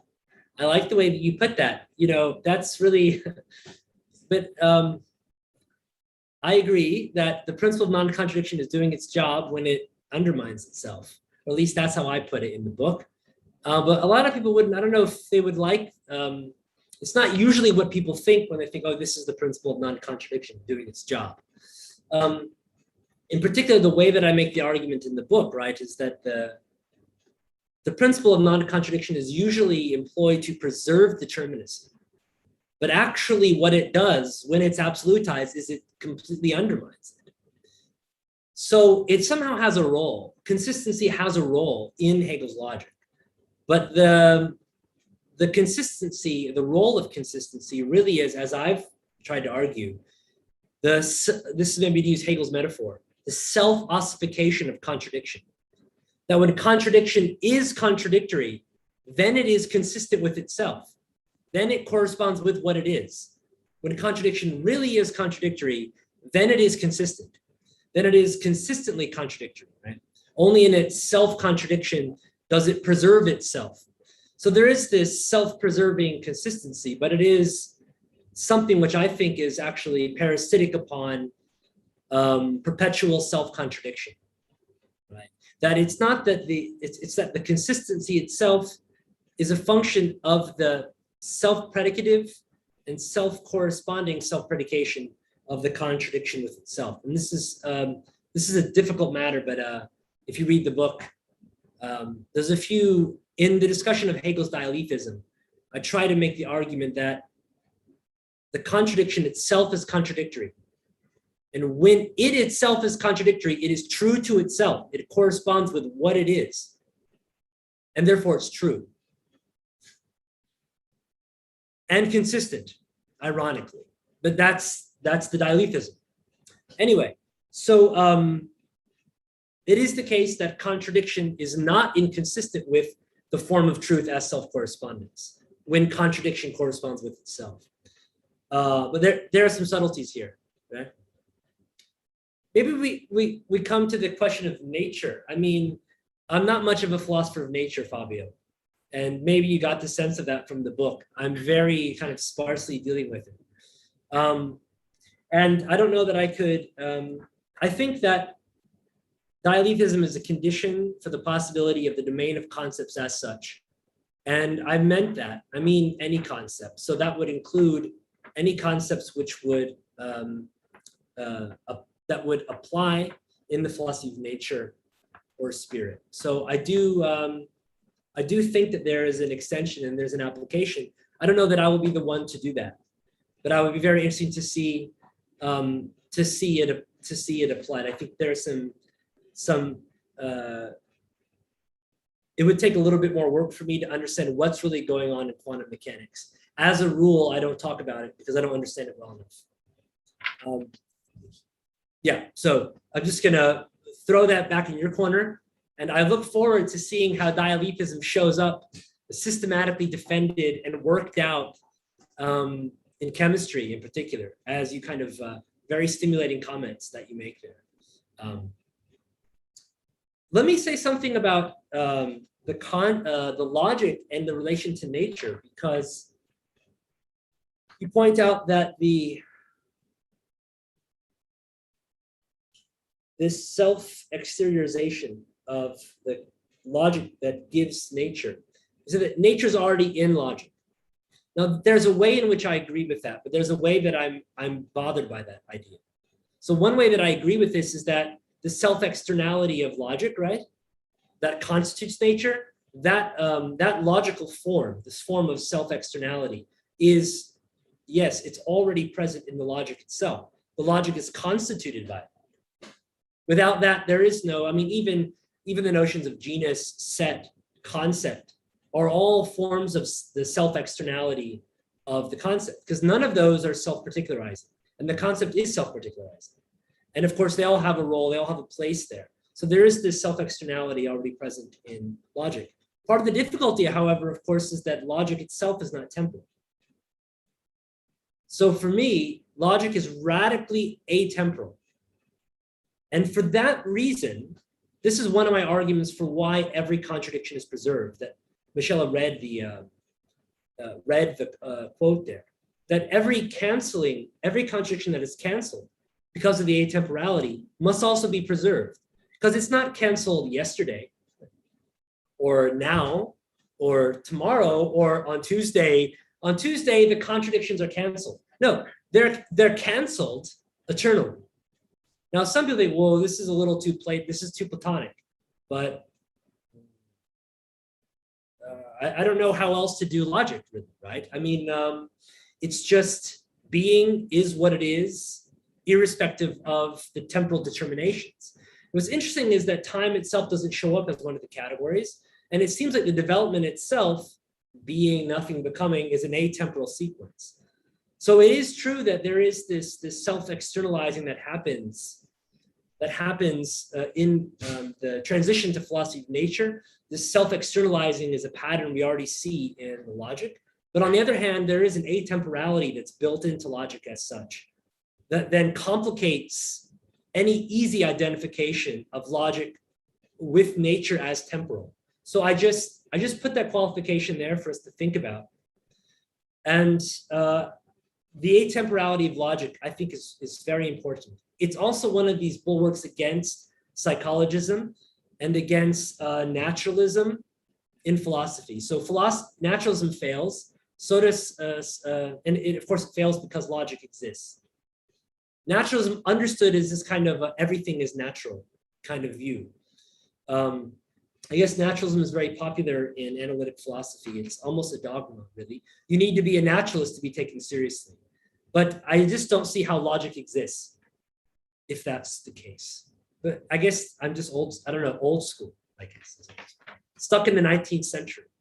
That's why you have to help me apply these concepts to our best physics, Fábio, to help pull me out of the 19th century. So let me talk about freedom and the decision. You know, I don't know, I'm going to put aside the term decision, and I'm just going to talk about freedom for a minute. Maybe we can come back to, I'm curious how you understand the term decision. You can speak about that a little if you want to. You don't have to, but one thing that's become clear to me is that the concept of the absolute can't really be fully explicated unless we see the role that self-determination plays in the idea. So the absolute is self-determining. It is all-encompassing in relation only to itself. So whatever it is, it determines itself to be, right? So the absolute is totally free. It's totally self-determining and totally free. So whatever human freedom we may have, whatever freedom human beings themselves instantiate, they have in a way that is inseparable or from the absolute as such. And this is a very traditional view. You know, Augustine, where does freedom come from? It comes from God. Now, how are we going to talk about this in a Hegelian context, right? Clearly very different than when we're looking at Augustine. But in any case, the freedom of the human being is not totally separable from the freedom of the absolute. And this is something even Schelling himself in the Freedom essay points out. And of course, there are a lot more unifying features between Schelling and Hegel than the disciples would like to admit. And this is one of those core features, is that you're not free if you're totally disconnected from the absolute. And of course, it's not possible to be. The question is just whether you're going to acknowledge that your freedom is somehow contingent upon an absolute freedom. And so this connection between the absolute freedom and human freedom is something that I talked about briefly in the last chapter. Maybe it's one of the, it's a dimension of Hegel's account that it's another dimension of this Hegel boogeyman, that namely the absolute wouldn't be absolute unless it's known. If it remains unknown, then if there is knowing and the absolute isn't known, then the absolute turns out to be relative, not an absolute, not absolutely absolute. The absolute becomes absolutely absolute if it's known to be absolute, if it exists in the form of knowing. That is to say, human beings, or something like the human being. It doesn't have to be a human being. It could be an intelligent alien species. I don't talk about this in the book, but in any case, that is capable of thinking the absolute, right? That seems to be necessary for the absolute to be absolutely absolute, that it exists in knowing. If it doesn't exist in some form of real knowing, then it is a relative absolute. And this is why Hegel points out that to know God requires a self-elevation to God. To know the absolute requires a self-elevation to the absolute. That is, that the absolute is known through us. Now, there's an important distinction here, because there's arguably the possession of the logical categories, which arguably proceed without anyone thinking them. Being becomes nothing, even if no one knows that. And nothing becomes being, even if no one knows that. But it's something completely different to say that there's a science of those categories, that there is Hegel, who follows the development of the categories, knows them in their development, and then presents it as science. I think those are two different things. In the one case, there's the categories progressing in their presuppositionless, autonomous self-development. And then there's the philosopher who thinks that autonomous self-development. The philosopher, of course, exists in time and space, has a history, right? And thinks those categories that proceed on their own. So I think there's a difference between the logic as logic and the logic insofar as it is integrated into a science that is known by a philosopher who exists in time and space, or a philosopher who has somehow atemporalized nature, as you may have put it, something like that. So I tend to operate with the distinction between the logical development as such and the science of the development as it is posited by a philosopher. In the one case, time is required. In the other case, I don't think it is.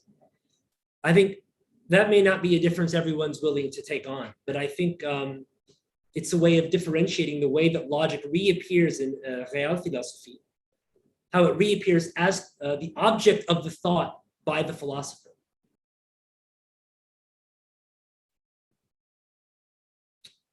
So just my last comments on this is that the absolute can't really be absolutely absolute unless it exists in knowing, in real knowing.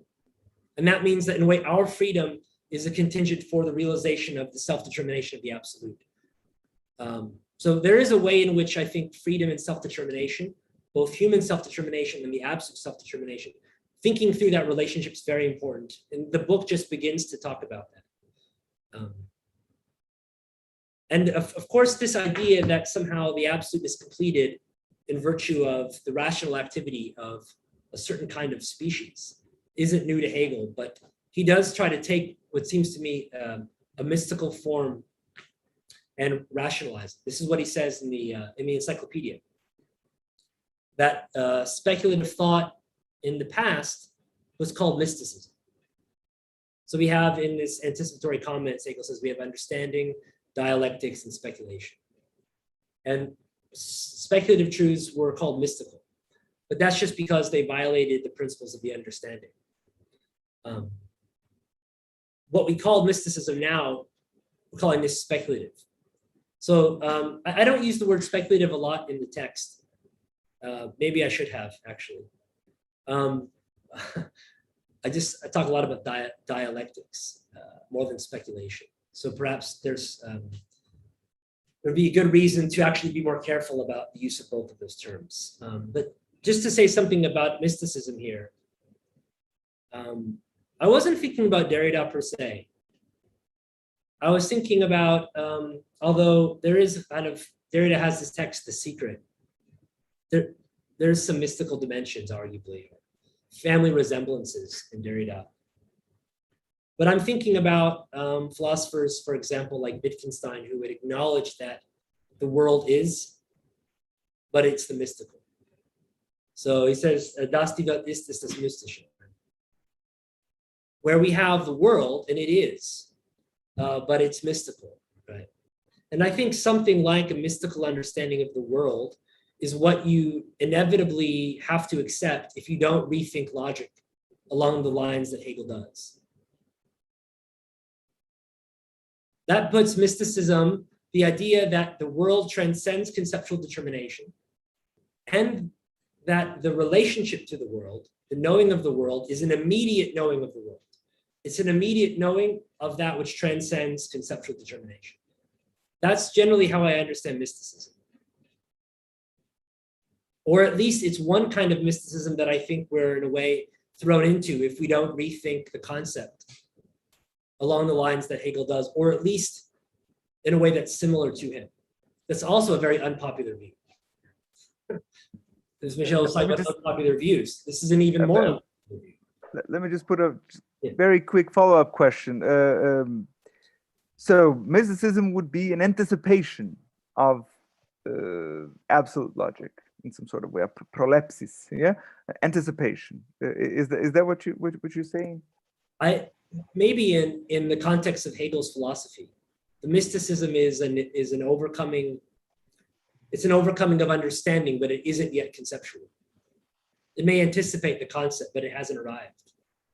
But I think that there would be a number of mysticism can be motivated by, I think is well motivated by part one of the book.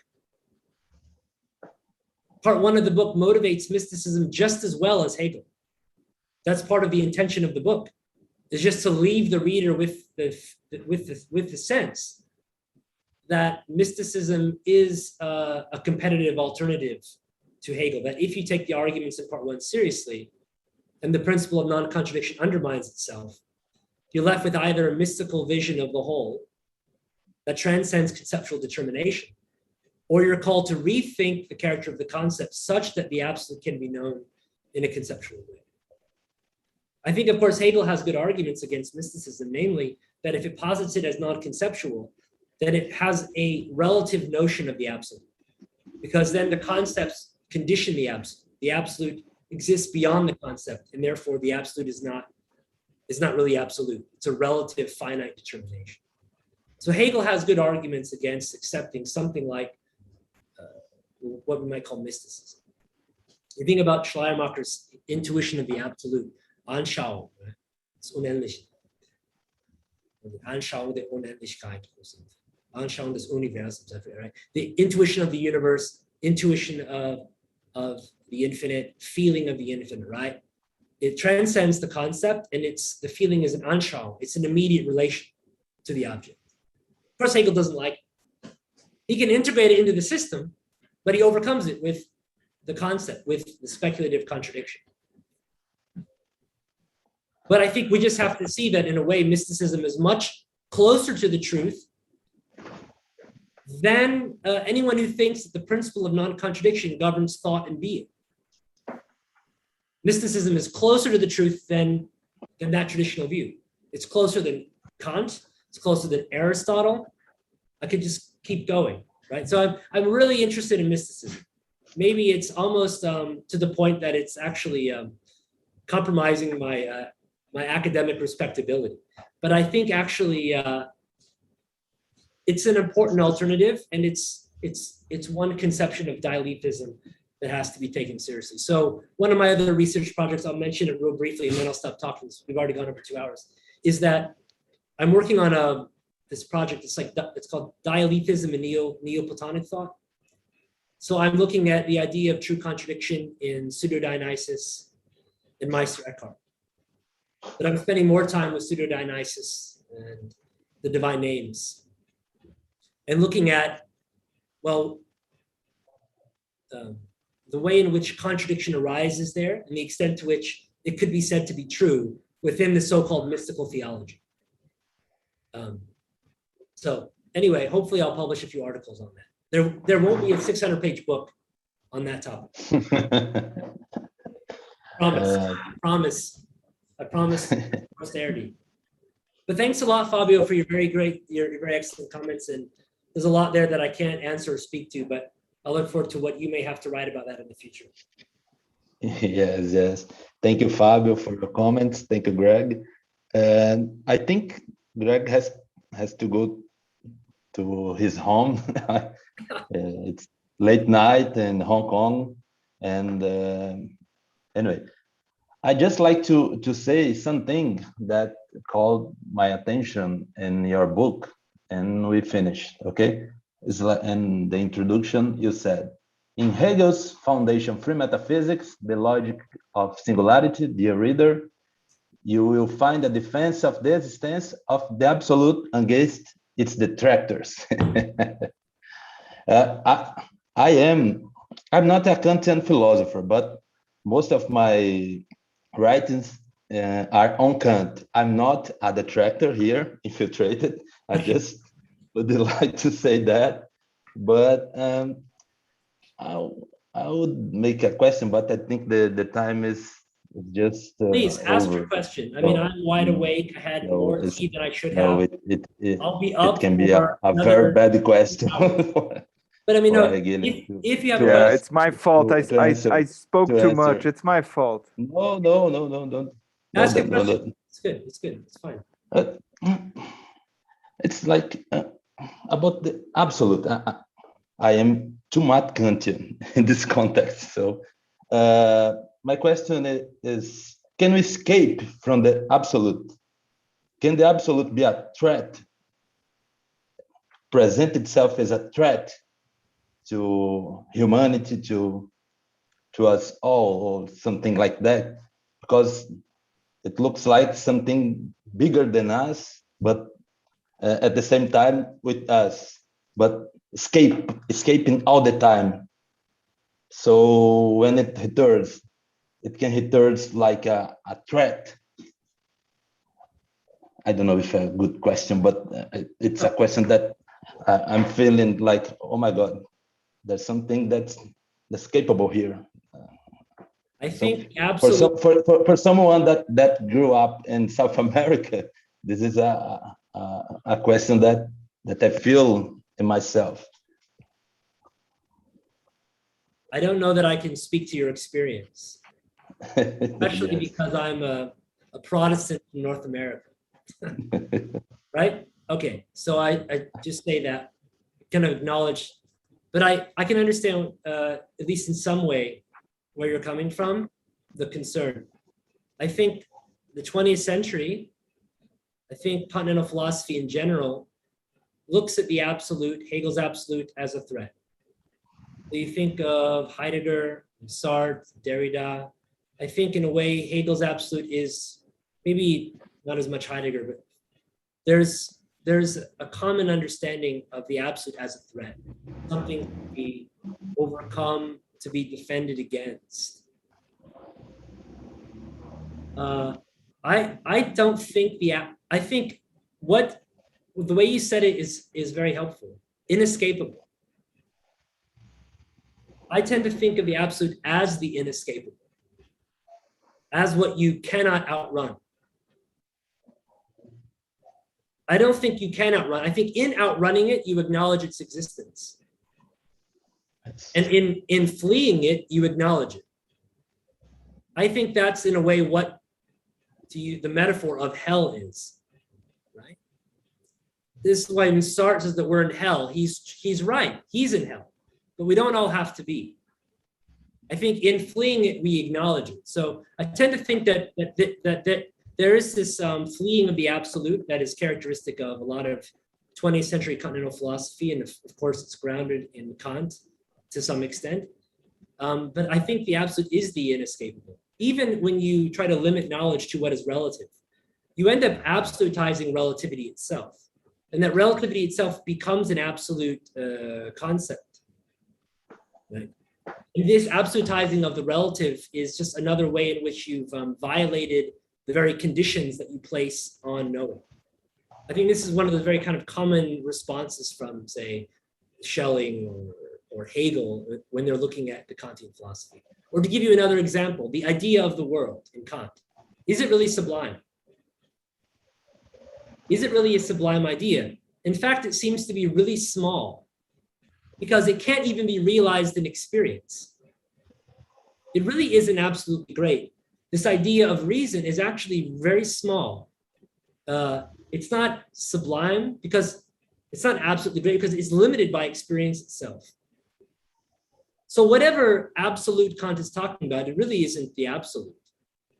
It's some kind of idolatry, I would say, to use religious language. So I would say that the absolute is inescapable. It is the inescapable, and that seems like it's but I tend to look at this as, turn it around. The absolute, as I said earlier, is really true freedom. It's absolutely self-determining. So I think that whatever freedom there may be for human beings, it's somehow inseparable from an acknowledgement of the self-determining character of the absolute. I don't think that doesn't have to end up in a defense of colonialism. And I hope it doesn't, right? And it better not. So we have to confront that head on, right? We have to ask, what are the practical consequences of the march of freedom in the world? What does that practically mean, right? So we have to bring the discourse down to a practical level. We can't just keep it here, right, in this pure domain of the concept, right? I think that's important. So one of the topics that's missing, of course, from the book is Hegel's practical philosophy. Hegel's practical philosophy. Maybe the next one. Right, well, yeah. I have the power to depress people at the end. Okay, yeah, that'll be your, yeah. With bad questions. Oh, no. I'm sorry. It's not a bad question at all. No, it's not. And it's probably a question that a lot of people have. No, for a Hegelian, it's a bad question. And if you read the book, I think that's one of the questions that I want to answer is, why is the absolute inescapable? Yes. And I think that's one thing that if someone reads the book and says, I've still escaped it, I'd like to hear why. Okay. Thanks. Yeah. Thank you.